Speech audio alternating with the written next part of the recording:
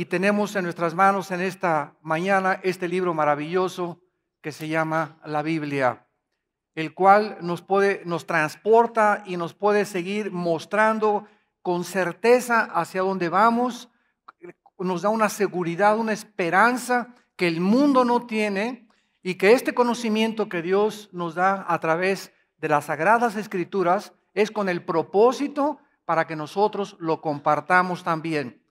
Si tú eres cristiano o cristiana y en tu casa estás apagado, a nadie le has hablado, nunca hablas de Cristo, nunca hablas de la esperanza que tenemos, de lo que hizo el Hijo de Dios en esa cruz, eres un cristiano muerto, seco, y hasta podría dudarse de tu verdadero cristianismo, porque la Biblia dice, recibirán poder. ¿Cuándo? Cuando el Espíritu Santo venga sobre nosotros. Y cuando una persona se convierte a Cristo, el Espíritu Santo entra para poder energetizarnos con una fuerza, con un poder que no es humano, que no es natural, que no se puede obtener a través de ningún ejercicio físico, metafísico, místico, etcétera, etcétera. Es un poder que viene directamente de Dios por su Espíritu Santo. Y este poder que Dios nos da es para poder hablar sin tener miedo de los hombres, sin tener temor de nadie, sin tener temor de la sociedad, sin tener temor de la familia, sin tener temor de los maestros. ¿Por qué? Porque no es un espíritu de temor, es un espíritu de valor. Entonces, si tú tienes realmente al Espíritu Santo, tú hablas de Cristo, de la esperanza que hay en ti, das testimonio, le hablas a tu familia y estás dispuesto a ir en contra de toda la corriente. Estás dispuesto a pagar el precio de la persecución, de la traición, calumnias, chismes, tantas cosas que se dicen contra todo el pueblo de Dios, porque estás seguro en quién has creído. Y estás seguro que Él guardará nuestro depósito también para aquel día. Vamos en esta mañana a abrir nuestras Biblias en el libro de Daniel, capítulo 2. Y hemos estado estudiando este libro maravilloso. Y vamos a ver en esta mañana el tema acerca de las profecías de los imperios mundiales. Hace aproximadamente 2600 años, un rey llamado Nabucodonosor, gobernando el imperio babilónico, que es actualmente geográficamente donde se encuentra la nación de Irak. Este hombre, Nabucodonosor, tuvo un sueño, y en este sueño él vio una estatua gigantesca, una imagen de una estatua gigantesca, y esta imagen tenía la cabeza de oro, los brazos y el pecho de plata, el vientre y los muslos de bronce, y las dos piernas de la estatua. Es muy importante que en este momento sí ya concentren su atención aquí, porque vamos a desarrollar toda esta conferencia impresionante que nos va a revelar exactamente la cronología de todos los imperios mundiales desde hace 2600 años, escucha, hasta que Jesucristo regrese. Dios nos pone en un orden perfecto, el orden de los gobiernos que van a suceder, para que cuando estos gobiernos y estos imperios comiencen a gobernar, nosotros sepamos que Dios nos lo dijo antes, con cientos de años de anticipación a través de los profetas hebreos. Entonces, las dos piernas de la estatua eran de hierro. Vean ustedes cómo se van devaluando los materiales. Oro, la cabeza, que es Babilonia. El pecho y los brazos de plata, que simboliza al gobierno de los medos y los persas, la alianza que hicieron para conquistar Babilonia. Después, el vientre y los muslos de bronce representan el tercer reino, que la historia lo confirma, que fue el imperio griego bajo Alejandro el Magno. Los vamos a ir viendo con detalles. Y las dos piernas de hierro representan al gobierno del imperio romano. ¿Por qué dos piernas? Porque el imperio romano se dividió en Constantinopla y en Alejandría. Y lo interesante es que los dedos de los pies de la estatua, como lo vamos a ir viendo con muchos detalles, ya eran una mezcla de hierro de las piernas pero ahora mezcladas con barro. Y sabemos nosotros que el hierro y el barro no se mezclan. Entonces dice la Biblia que la última forma de gobierno mundial, después del Imperio Romano, y lo vamos a certificar, a corroborar y a confirmar que históricamente en algunos momentos, después del Imperio Romano vendría la última forma de gobierno mundial, que no sería Rusia, ni Estados Unidos, ni Francia, ni Alemania, ni China. La Biblia profetiza con absoluta certeza. No Walter Mercado, ni los astrólogos, ni la doctora Corazón, ni los gurús, ni los viajes astrales. La Biblia nos dice que antes de que regrese Cristo, la última forma de gobierno mundial será una confederación de 10 naciones, representadas por los 10 dedos de la estatua de la imagen del rey Nabucodonosor. Estas 10 naciones, como lo vamos a ver después en el capítulo 7, 8, 10 y 11 y 12 del libro de Daniel, estas 10 naciones van a ser gobernadas por el futuro dictador, malévolo, perverso, sanguinario y cruel más grande que la historia ha conocido, que la Biblia lo califica con el nombre de la bestia, y también se le da el nombre en las cartas de Juan como el anticristo. Entonces, este hombre, el anticristo, va a surgir de una de estas 10 naciones. No va a surgir de México, ni de Guatemala, ni de Honduras, no va a surgir de la China, no va a surgir del Asia. El anticristo va a surgir de una de estas 10 naciones que fueron la descendencia, o que fueron la extensión del Imperio Romano. Entonces, de acuerdo a la Biblia, las naciones que formaron el antiguo Imperio Romano, que fueron casi toda Europa, el norte de África y algunas del Medio Oriente, de toda esta conformación geográfica y de naciones, van a juntarse 10. Ahora sí que van a ser el G10, ya no el G8 ni el G5, van a ser el G10. 10 naciones van a surgir y se van a formar como una confederación, y de una de estas 10 naciones surgirá el futuro dictador mundial, a quien el Señor Jesucristo en su segunda venida va a destruir. Entonces, qué interesante es poder adentrarnos en este maravilloso libro que es la Biblia, un libro de profecías tan asombrosas, tan claras, tan detalladas. Y nosotros que estamos viviendo en el siglo XXI, podemos dar testimonio de que todo este panorama y todo este escenario profético, geográfico, histórico, que hace miles de años los profetas hebreos nos describieron, está delante de nosotros. Y las naciones que la Biblia profetiza, que iban a comenzar a tomar la preeminencia política, económica y militar del mundo, son las naciones que en el siglo XXI en el cual vivimos están destacando y están formando parte como los protagonistas del último imperio mundial. Ahorita podemos tener rápidamente una visión, ¿verdad?, del mundo y darnos cuenta de lo siguiente. El último imperio romano, ¿cuándo terminó? En el año 350, 400 aproximadamente después de Cristo. Muy bien, el imperio romano, que fue el más sanguinario de todos, se dividió. Les voy a dar solamente un breve panorama de la historia para poder adentrarnos con profundidad en estas profecías. Este imperio romano, que duró 300, 400 años, hace 2000 años, ¿quién siguió después de este imperio romano? Porque han pasado 2000 años desde que el imperio romano sucumbió. Pero cuando nosotros usamos la palabra sucumbió o fue destruido, no estamos hablando de una forma clara, porque el imperio romano continúa vivo. El imperio romano, como decimos en México, es la misma gata, pero revolcada. Lo que fue el poder militar y político y económico durante casi 400, 500 años, que fue el imperio romano simplemente se convirtió, o sea, dio la misma voltereta con el mismo poder, pero ahora religioso. Del poder político se convirtió y se transformó en otra bestia, en un poder religioso. Y este poder religioso gobernó al mundo durante los últimos 20 siglos.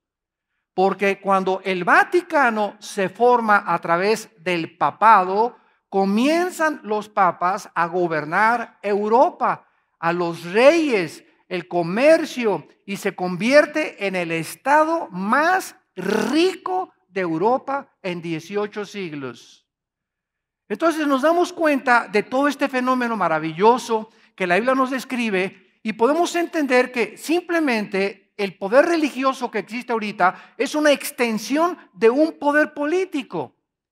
Y este poder religioso es el único en la historia que tiene una silla como observador en el Consejo de Seguridad de las Naciones Unidas. Ninguna otra religión tiene el poder político, estamos hablando no religioso, político como lo tiene Roma.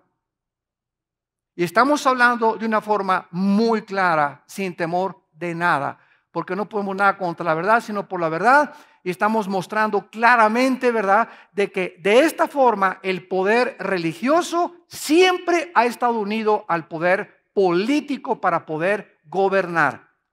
Los políticos necesitan el poder religioso para obtener votos. Y si en un país cierta religión es la mayoría, el poder político lo necesita. Y si esta mayoría religiosa es musulmana o es católica o es judía, etcétera, etcétera, el gobierno tiene, ¿verdad?, que someterse a la mayoría si es que es un gobierno que se puede clasificar como democrático. Entonces, qué interesante es que ver durante 2000 años ha habido un poder religioso que viene del Imperio Romano y que sigue teniendo su centro o sus cuarteles generales en Roma y que se convierte en un poder político al mismo tiempo. Vuelvo a repetir, ninguna religión tiene poder político más que Roma, y lo puedes corroborar y lo puedes comprobar a través de la historia. Esto es interesante porque hasta fines del siglo XIX el Medio Oriente estaba gobernado principalmente por los turcos, por los otomanos.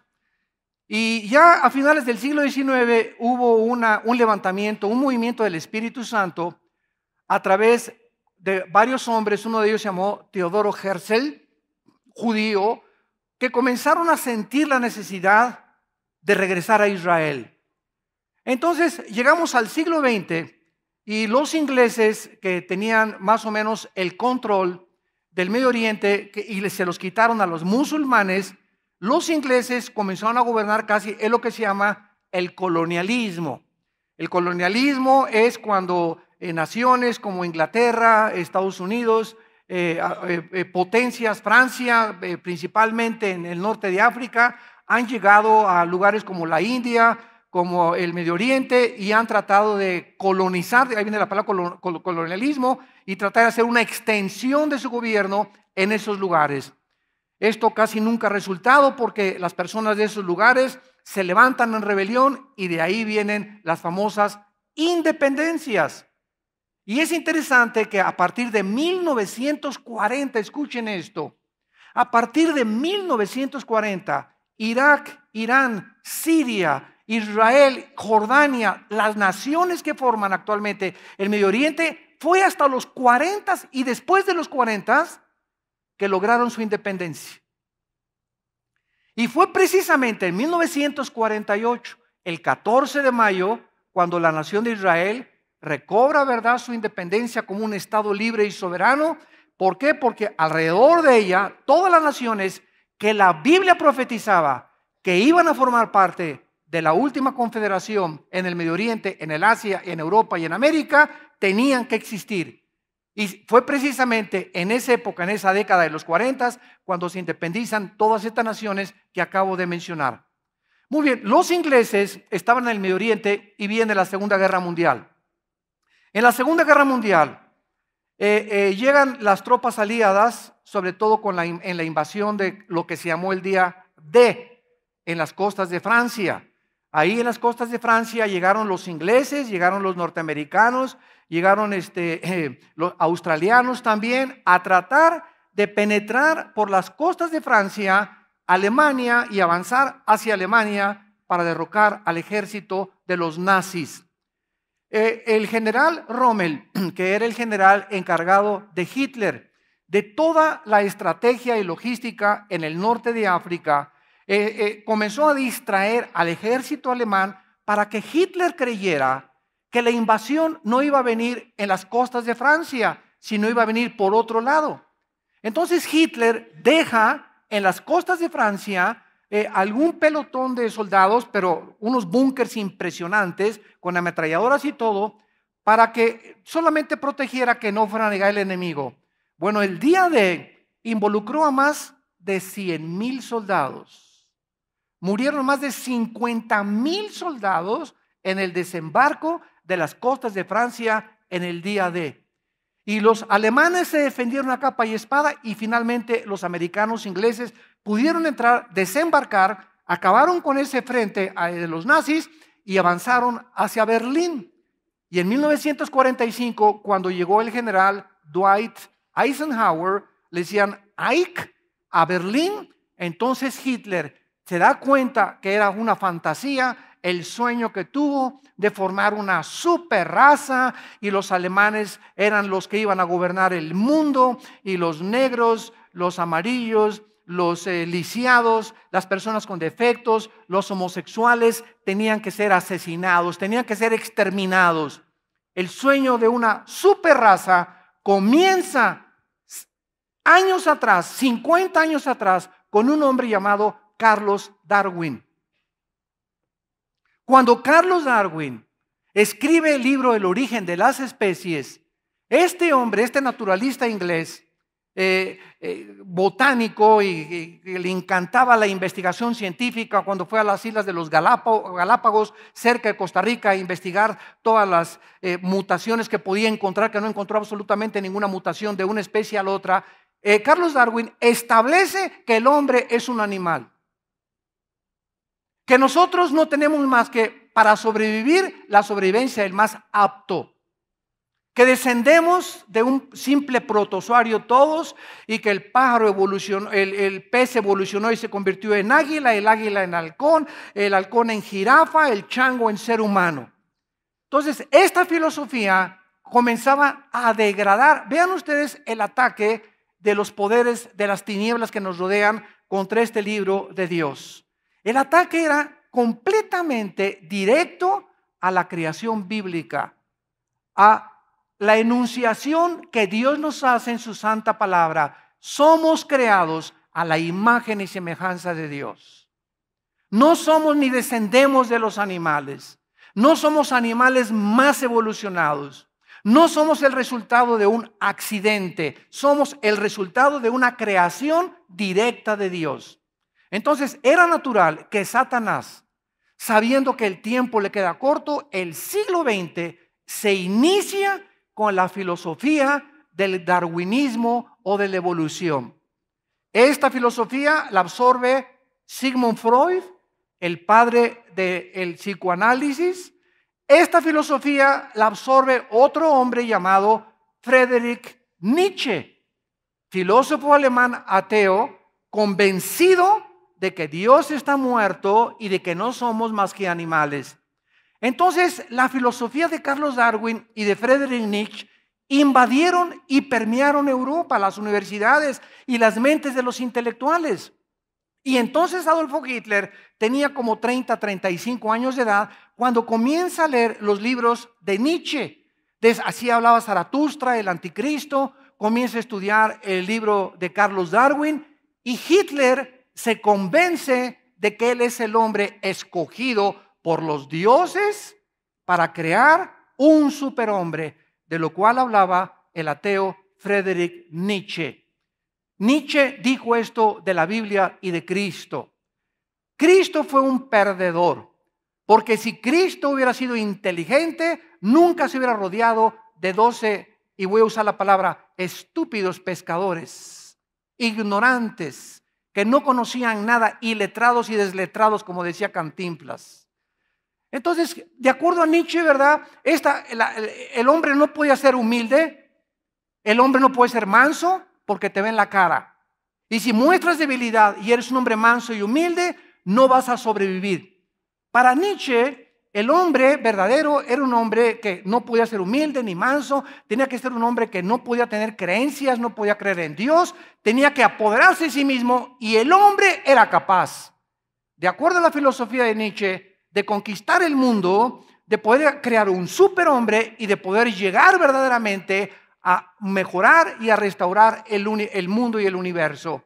Qué triste que Friedrich Nietzsche, antes de los 50 años, lo hayan tenido que intervenir y meterlo a un hospital psiquiátrico. Qué triste que a los 50 años se vuelva homosexual. Qué triste que a los 50 y tantos años antes de que él se muriera, sus últimas acciones fue irse contra un piano y comenzar a gritar como loco que él era Dios. Aquel que perseguía a alguien que no existía, se enojó contra alguien que no existía. Porque esta es la irracionalidad del ateísmo. Cuando yo hablo con los ateos, la mayor parte de ellos están enojados contra alguien que no existe. Virgen del Carmen. Están enojados contra alguien que no existe. Entonces digo, si yo sé que no existe el mitototauro, porque si tú crees en el mitototauro, pues créalo tú y punto, ¿verdad? Yo no me enojo porque no existe. Pero qué cosa más contradictoria y qué irónico, ¿verdad? Que la mente atea puede estar enojada contra alguien que no existe, como dijo Jean-Paul Sartre en la década de los 60, el padre del existencialismo francés. Llego al final de mi vida y le dice a su hija, descubriendo que he luchado contra algo que no existe. Yo mismo filosóficamente, dice Sartre, soy una contradicción de la misma lógica elemental. Entonces Hitler se descubre, ¿verdad?, que está acabado totalmente, y con su esposa Eva Braun en el búnker que hizo en Berlín, agarra una pistola y se da un balazo. Parece que la mató también a Eva Braun o la envenenó, pero llegaron los aliados a Alemania, Berlín, 1945, y encuentran un panorama devastador. Encuentran una carnicería humana que este monstruo llamado Adolfo Hitler había matado a más de 6 millones de judíos. Escuchen, 6 millones de seres humanos que no tenía guerra contra ellos. En aquel tiempo los judíos no tenían ni ejército ni tierra. ¿Qué fue lo que hizo que Hitler se volviera con ese odio contra los judíos? Oye, espérame tantito, yo hubiera llegado con él si hubiera sido uno de sus generales. Oye, Führer, nuestra guerra es contra Inglaterra, nuestra guerra es contra Rusia y nuestra guerra es contra los Estados Unidos de Norteamérica. Tenemos aliados a Japón y tenemos aliados a Italia, pero los judíos, ¿por qué comienzas a desviarte de las naciones que nos están tratando de extirpar el nazismo y de impedir la expansión del nazismo? ¿Por qué te concentras en los simples judíos? ¿Qué te han hecho? Ni siquiera están vestidos, ni pistolas traen, ni resorteras. 6 millones de judíos. Ningún psicólogo, ningún sociólogo, ningún antropólogo puede hasta el siglo XXI poder entender y ni afirmar por qué Hitler odiaba a los judíos. ¿Por qué ese odio jarocho, como decimos en México, contra un grupo étnico en Europa que ni siquiera le hacían ni le presentaban ninguna amenaza? Porque ningún judío, ni los polacos, ni en Austria, ni en Alemania, los judíos de todos esos lados, ninguno de ellos jamás ni siquiera intentaron un golpe de Estado, ni una revolución en contra de los nazis, ni anteriormente, menos cuando estaban completamente dispersados por todo el mundo. Solo la Biblia nos puede dar respuestas a estos misterios de la historia, a estos misterios de la ciencia, donde no se puede penetrar más que a través de la revelación del Espíritu de Dios. Entonces llegamos a 1945 y ¿quiénes fueron los triunfadores? Estados Unidos, Inglaterra y Rusia. Entonces estas 3 naciones se levantan vencedoras de la Segunda Guerra Mundial Alemania se encuentra devastada, completamente devastada. Japón lo mismo. Después de las bombas atómicas en Hiroshima y Nagasaki, Japón se encuentra, ¿verdad?, paralizado totalmente. Mussolini, que se había aliado con Hitler, lo cuelgan ahí en la plaza en Italia, lo arrastran. Tuvo el mismo final que tuvo Muammar Gaddafi en Libia. El pueblo se le aventó encima, lo apuñalaron, lo violaron, lo colgaron y casi lo queman vivo a Benito Mussolini. Entonces se levanta en el mundo una nación que son los Estados Unidos de Norteamérica, como la potencia más grande económica, política y militar del siglo XX. En 4 años después, más o menos como en 1950, se levanta otra nación, la Unión de Repúblicas Soviéticas. Y entonces Rusia comienza a competir. Ahora sí vamos a seguir con cuidado esto para ver la exactitud de las profecías bíblicas. Rusia comienza a competir con los Estados Unidos y en lo que se consideró y se llamó en la historia como la Guerra Fría. ¿Por qué fría? Porque ninguno se disparó. Era una guerra de ataques, de verbales, esto y el otro, y de conquistas. Hubo un problema gravísimo en los 60s cuando Nikita Khrushchev manda misiles a Cuba y el presidente John Kennedy, antes de ser asesinado, muy valientemente le dice a Khrushchev: o saca los misiles o aquí estalla la Tercera Guerra Mundial. Gracias a Dios que, de acuerdo al plan de Dios, no iba a ser la Tercera Guerra Mundial todavía. Khrushchev saca los misiles y se retira otra vez a Rusia. Fue la única vez durante este tiempo de la Guerra Fría que hubo un peligro de una Tercera Guerra Mundial, en los tiempos de Kennedy y de Khrushchev. Entonces Rusia comienza a competir con Estados Unidos, pero no puede competir con Estados Unidos simplemente porque Rusia adopta el sistema comunista, donde el sistema comunista tiene solamente el sistema de lucha de clases que heredaron de Carlos Marx, que fue el fundador de la dialéctica materialista y del marxismo hegeliano que comenzó a gobernar Rusia. Rusia comienza a entrenar maestros y a mandarlos a las universidades de Europa y a las universidades de Estados Unidos para poder comenzar a influir en las ideas comunistas a los estudiantes universitarios y a los intelectuales también, los cuales comenzaron a seguir de una forma desesperada esta idea de Rusia.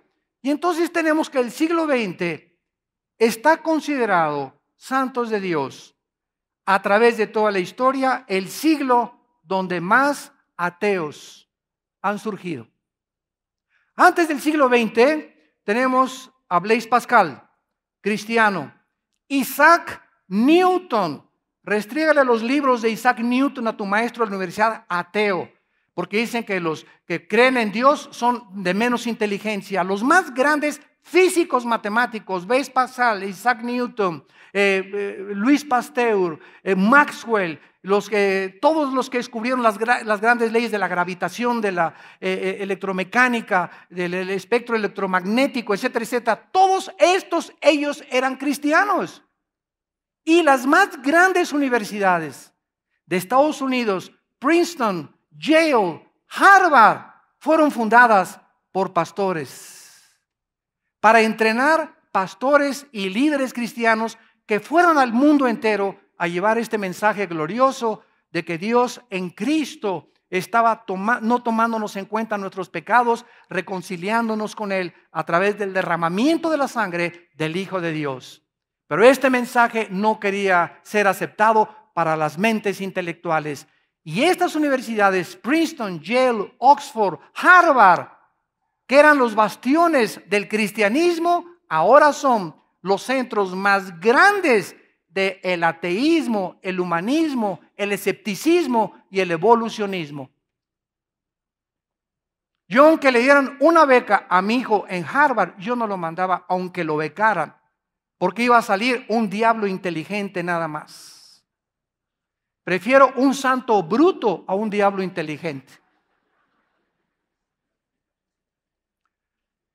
Durante todo este tiempo, Estados Unidos ocupó, repito, la supremacía militar, política y económica del mundo.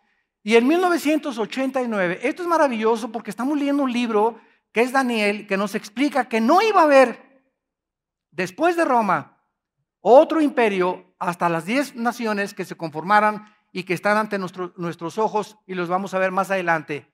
En 1989, un hombre llamado Mikhail Gorbachev, el líder de la Unión de las Repúblicas Socialistas Soviéticas, va al Vaticano y le concede una cita a Juan Pablo II, en aquel tiempo Papa de Roma.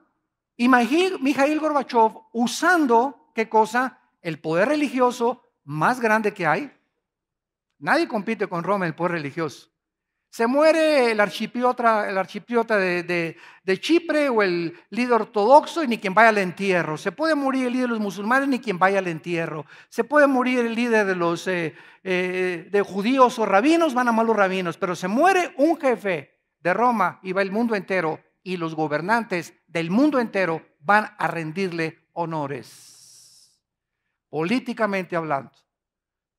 Mikhail Gorbachev va al Vaticano, y entonces desde el Vaticano, usando el Vaticano como un trampolín, muy inteligente Gorbachev, ¿saben lo que dijo? Al público en general, naciones del mundo, escúchenme. Quiero reconocer aquí mismo en el Vaticano, enfrente del líder más grande religioso que hay, quiero reconocer que fracasó el sistema comunista en Rusia. ¿Por qué? Porque nos aislamos del capitalismo. Sacamos a Dios de nuestras escuelas y sacamos a Dios de las iglesias. Y hemos llegado a comprender, esto fue en 1989-90, cuando comenzó a derribarse el muro de Berlín en Alemania, que fue el absurdo más grande, ¿verdad? Dividir a una nación en Alemania Oriental, Alemania Occidental, la comunista y la libre.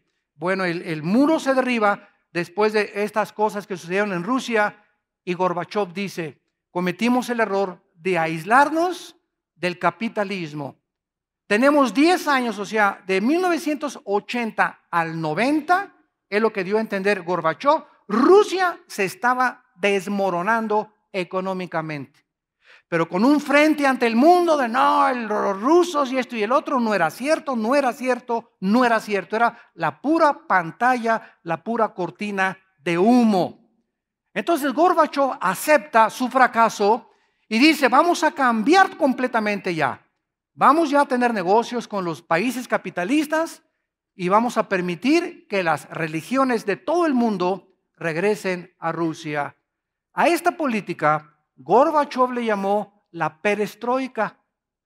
Y el mundo fue sacudido al darse cuenta, ¿verdad?, que pues Rusia se estaba derrumbando, se derrumbó, y siguió prevaleciendo Estados Unidos como la primera potencia, nunca como un imperio babilónico, medo-persa, griego, romano.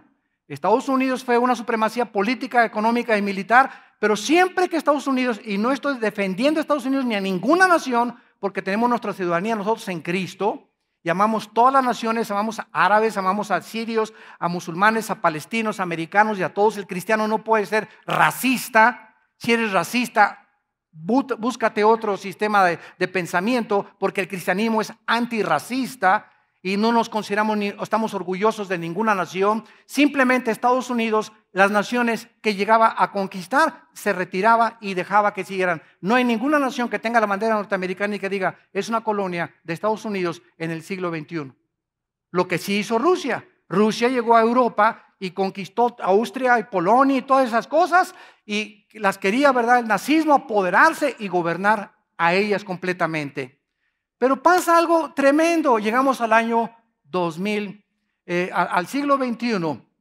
Y en el siglo XXI, Estados Unidos, vean la rapidez con la que nos estamos acercando a la culminación de la historia.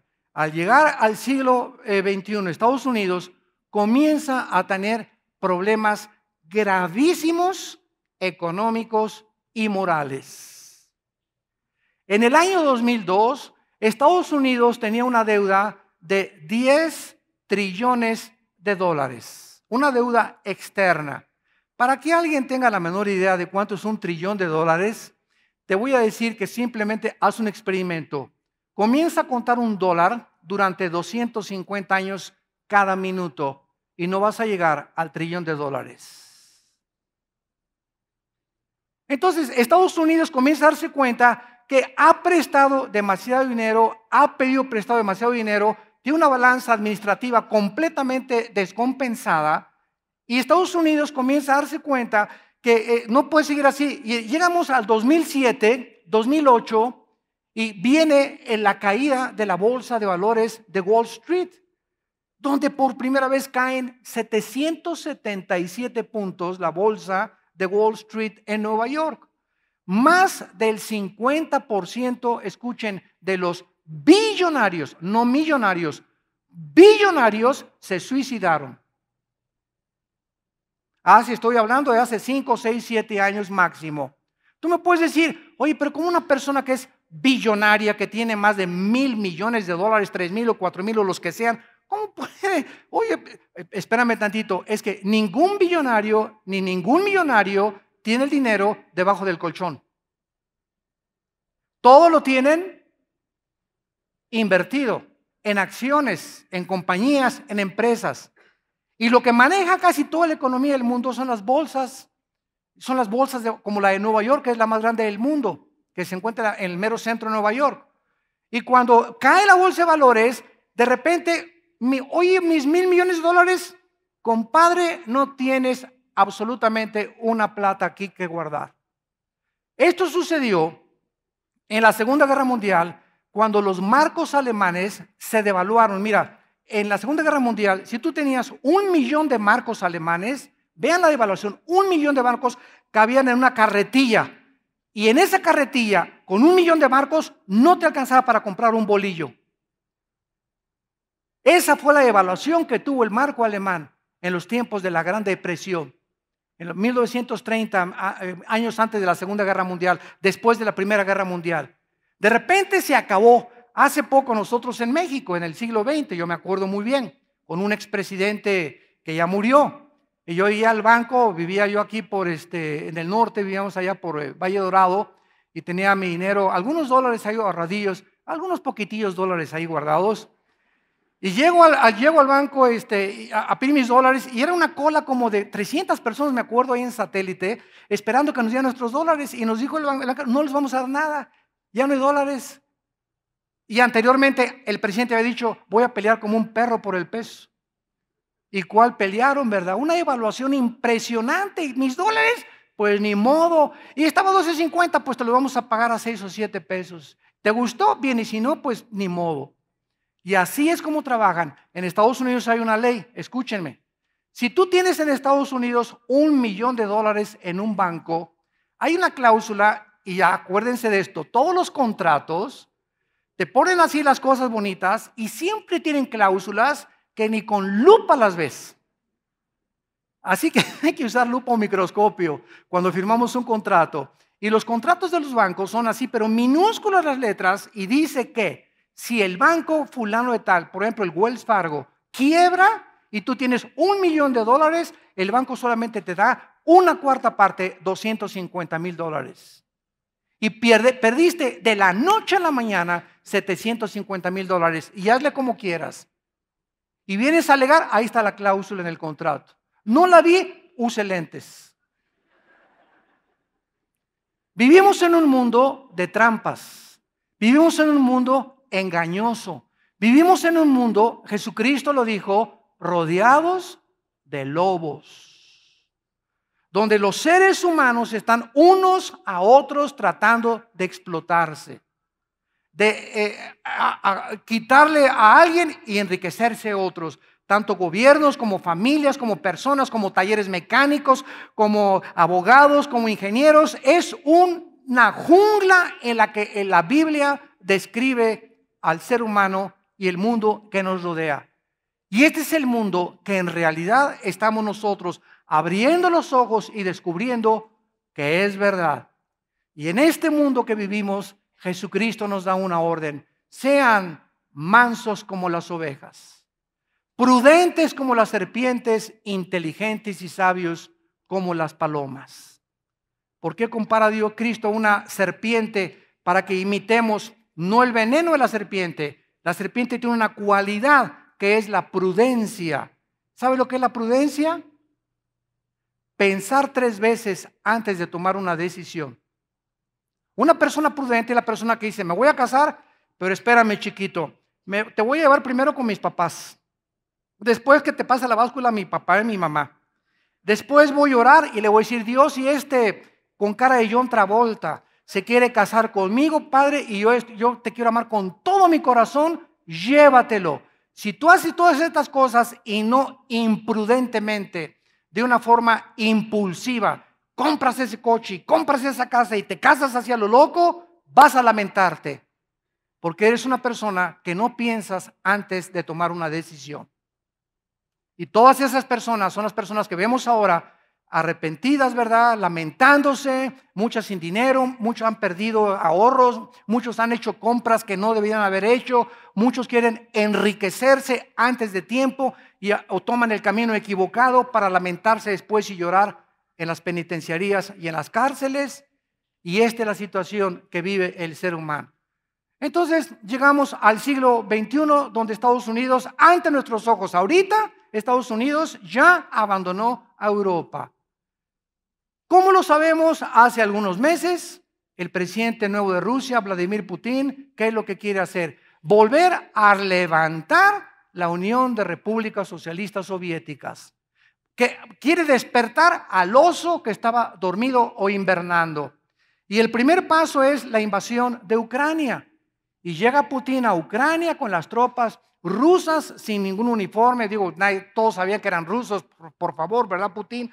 Ni que éramos ciegos. Y comienzan, ¿verdad?, a rodear Ucrania. Pero el punto principal de Putin no era tanto Ucrania, sino Crimea, que es el puerto que está junto al mar Negro y que es el único puerto naval, el único que puede tener Putin para poder tener una flota militar rusa ahí en Crimea, en ese puerto, y el otro puerto que tienes junto a Siria. Por eso cuando se decidió atacar a Siria, al presidente Assad, para la matazón que están haciendo, no pudo intervenir nadie, porque Rusia defiende a Siria. Y a Rusia no le conviene que derroquen a este presidente, porque ahí se encuentra la segunda base naval de Rusia para conquistar el mundo, si es que está en los planes, y estamos seguros que lo está, de este presidente de Rusia actual. Entonces él entra a Ucrania y desgraciadamente Ucrania no pertenece a la OTAN. ¿Qué es la OTAN? La Organización de Países del Tratado del Atlántico del Norte. Esta organización, que se fundó en 1949, se fundó con el propósito de impedir que ya los rusos, después de la Segunda Guerra Mundial, trataran de comenzar a conquistar las naciones de Alemania, de Europa.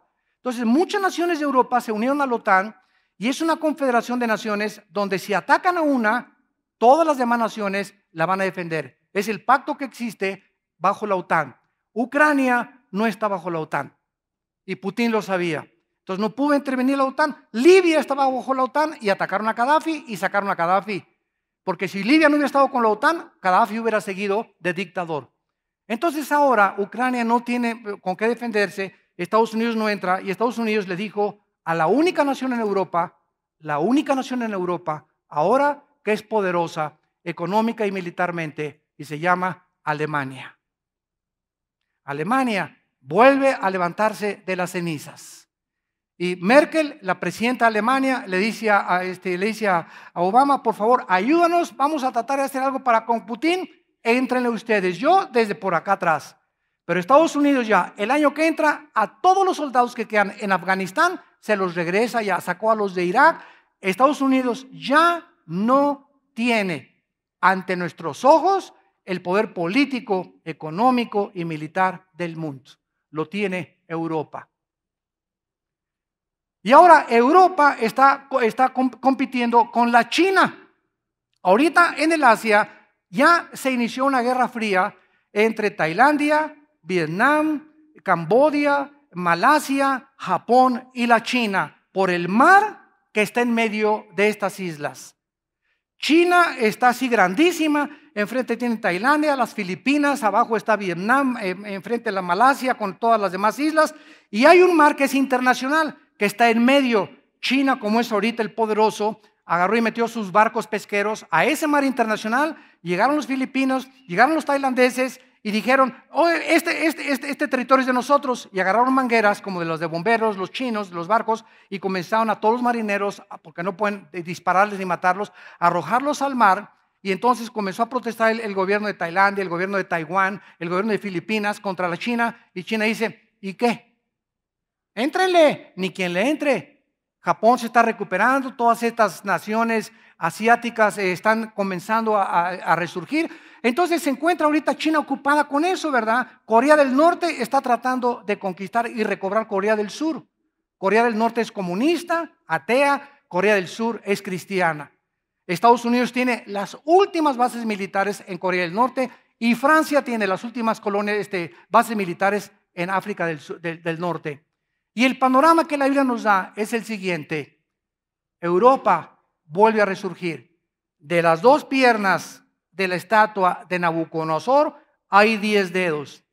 Y en 1957 se formó el Tratado de Roma, donde las naciones de Europa, guiadas por un hombre muy sabio francés, Jacques Delors, comienza a planear una Europa unida. Comienzan a reunirse y ya tienen un euro, ya tienen una presidencia europea que están completamente cambiando de vez en cuando, cierto tipo número de años, ya tienen un consejo europeo, pero desgraciadamente hace algunos años España, Portugal, Italia y Grecia se comienzan a hundir económicamente.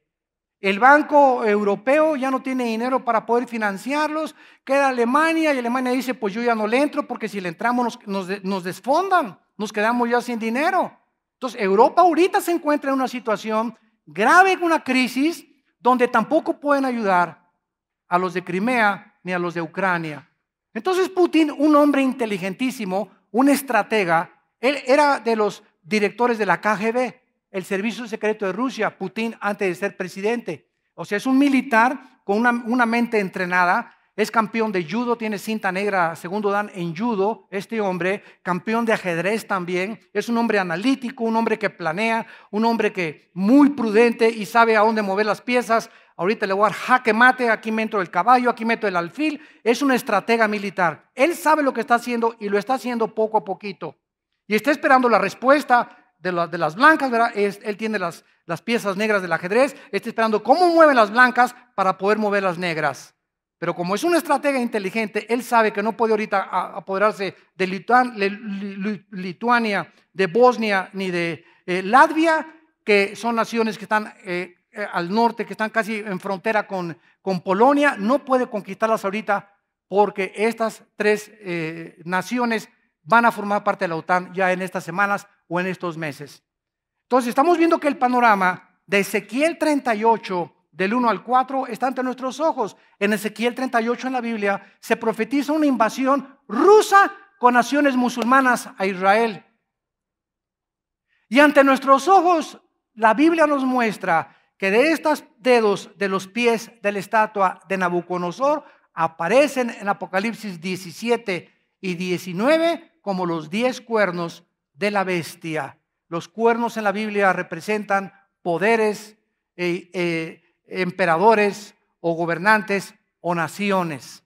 A Cristo el cuerno de la salvación se le llama en Lucas el cuerno de la salvación porque es el poder del búfalo. El cuerno implica en la Biblia el poder de empujar. Cuando hablamos de cuernos, la Biblia está hablando de poderes que quieren empujar a los demás y a los más débiles. Entonces, qué maravilloso es que podamos encontrar en el libro de Daniel toda esta descripción. Vean ustedes el versículo 37, cuando Daniel le interpreta finalmente el sueño a Nabucodonosor. Tú, oh rey, Daniel 2:37, eres rey de reyes. El Dios del cielo te ha dado reino, poder, fuerza y majestad. Y donde quiera que habitan hijos de hombres, bestias del campo y aves del cielo, Él los ha entregado en tu mano. Vean la soberanía de Dios. y te ha dado, es Dios el que le permitió a Nabucodonosor tener dominio sobre todo, tú eres la cabeza de oro. Daniel le dice, esta es la interpretación.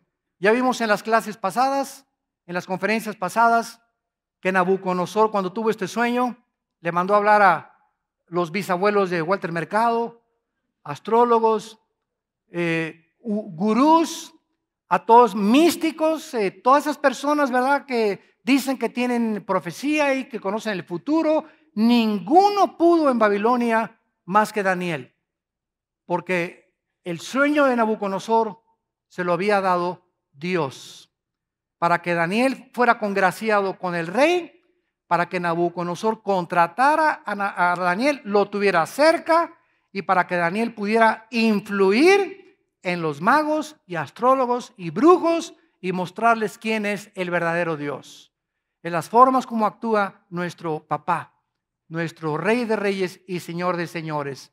Entonces, Él es la cabeza de oro. Dice el versículo 39, después de ti se levantará otro reino inferior al tuyo. Señores historiadores que nos escuchan ahorita, también por el internet y por la televisión, ¿qué imperio siguió al imperio babilónico? De acuerdo a la historia, los medos y los persas hicieron alianza y derrocaron a el reino de los babilonios. Este fue el que siguió después de Babilonia. Y luego un tercer reino de bronce. ¿Quién fue este reino tercer de bronce? Alejandro el Magno. A los 21 años de edad se convierte en un conquistador y en menos de 10 años Alejandro el Magno conquista casi toda Europa, el norte de África y el Medio Oriente.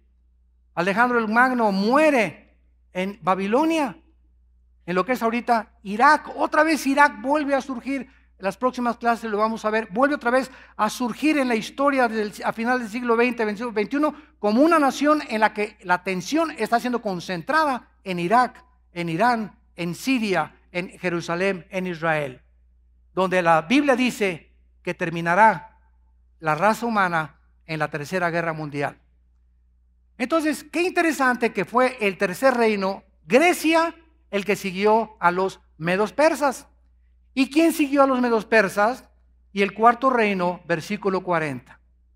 El cuarto reino, ¿quién fue? El Imperio Romano, de acuerdo a la historia.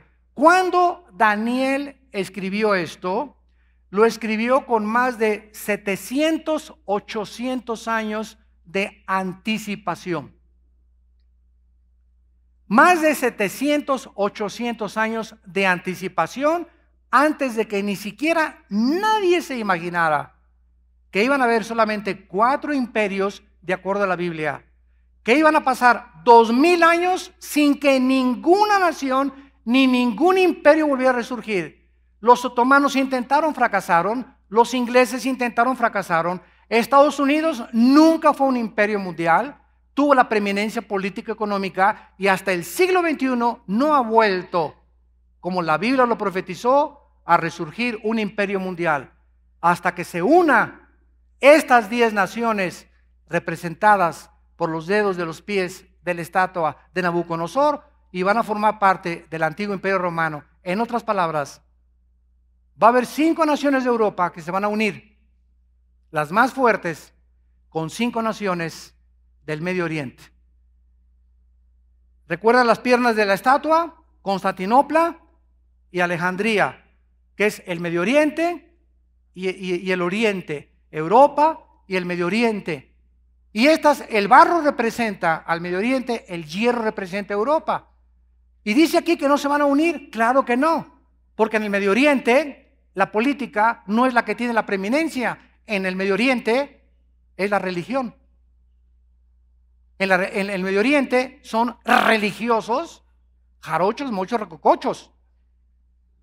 Y la religión es sobre la política. Ahí si eres presidente eres religioso. Y en el Occidente no. Aquí están separando, ¿verdad?, la iglesia y el Estado, 2 cosas diferentes, pero en el Medio Oriente es completamente diferente. Por eso son fanáticos los radicales musulmanes de la religión al grado de subirse a un avión e irse contra una torre en el nombre de su Dios al que ellos veneran. Porque la religión para ellos es la garantía del cielo después de esta vida. Entonces se van a unir. Ahora, para terminar, porque no tenemos ya mucho tiempo, Qué interesante es esto. ¿Por qué se va a unir el Medio Oriente y Europa? Y Estados Unidos está haciéndose a un lado, Inglaterra también, Inglaterra ya tampoco tiene poder. En Inglaterra hay más mezquitas musulmanas que iglesias cristianas. Y en Francia, Holanda y Alemania hay más musulmanes que europeos. La tasa de crecimiento en Europa es casi del 0.02.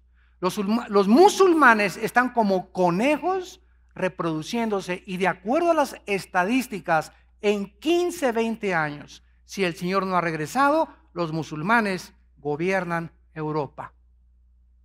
Por la multiplicación, porque ya no hay, ahorita la población de Europa es puros viejitos.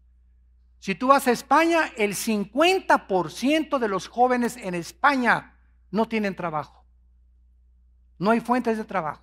Y están llegando a España, ¿verdad? De Marruecos, de Portugal, de todos lados a buscar trabajo. No hay trabajo, no hay trabajo. Y se dedican a qué cosa, ¿verdad? Se dedican a robar, se dedican al fraude, se dedican a otras cosas.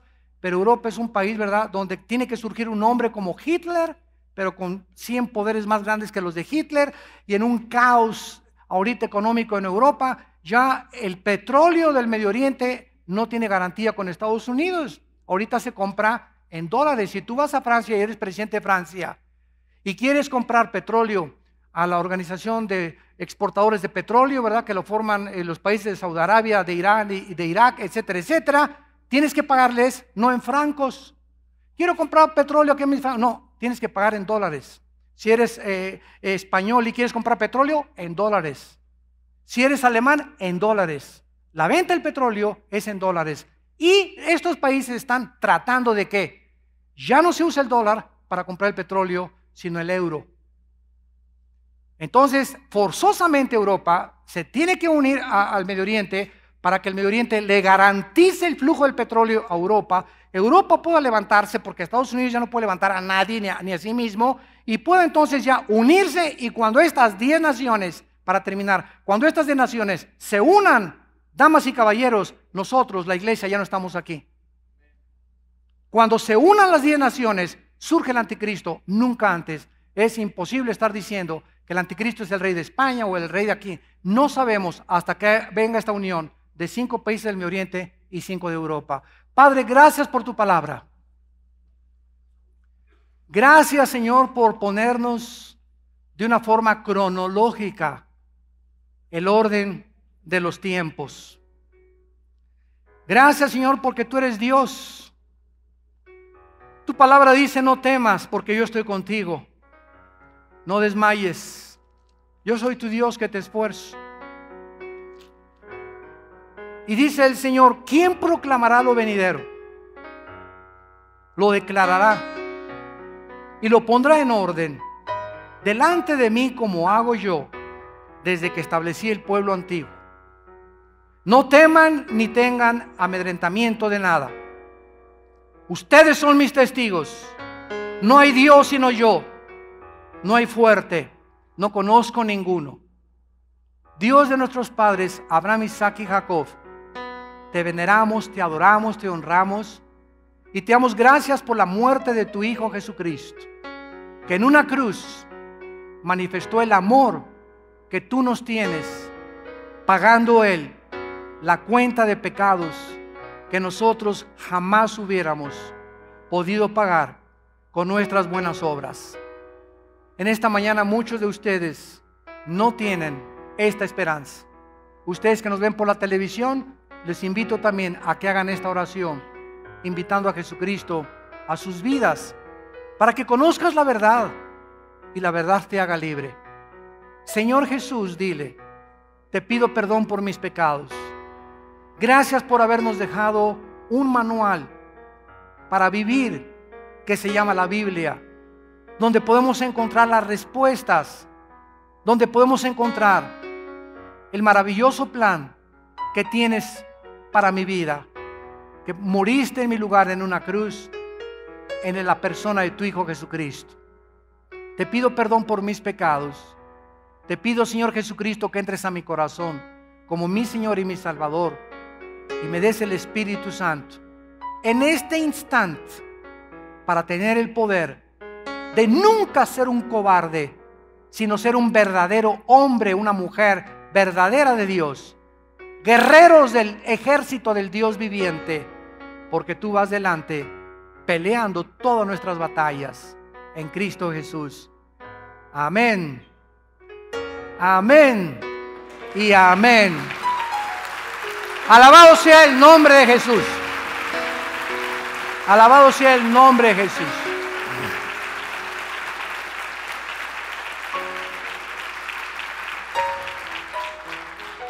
¿Qué mensaje tenemos para compartir a un mundo desesperado, neurótico, estresado, lleno de odio, porque no conocen el camino? Y tú y yo somos la luz.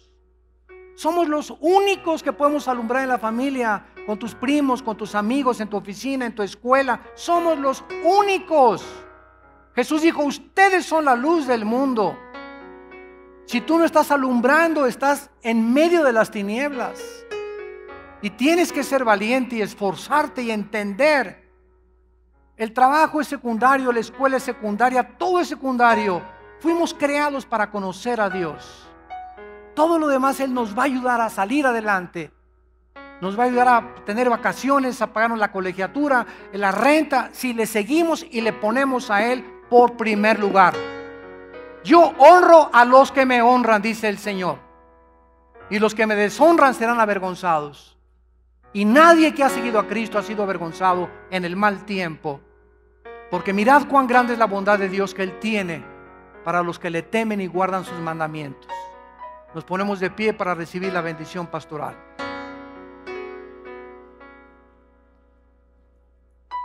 Si quieres extender tu mano hacia este lugar, hazlo en señal de que recibes esta bendición. Si no, no hay ningún problema. Que Dios bendiga tu vida y tu matrimonio. Que Dios bendiga a tus hijos. Que Dios bendiga el fruto de tu vientre. Que Dios bendiga a tus padres. Que bendiga a tus animales domésticos, tu entrada y tu salida. Que Dios bendiga tus alimentos. Que Él te guarde cuando salgas a la calle y regreses a casa, porque a sus ángeles mandará que tu pie no tropiece en piedra.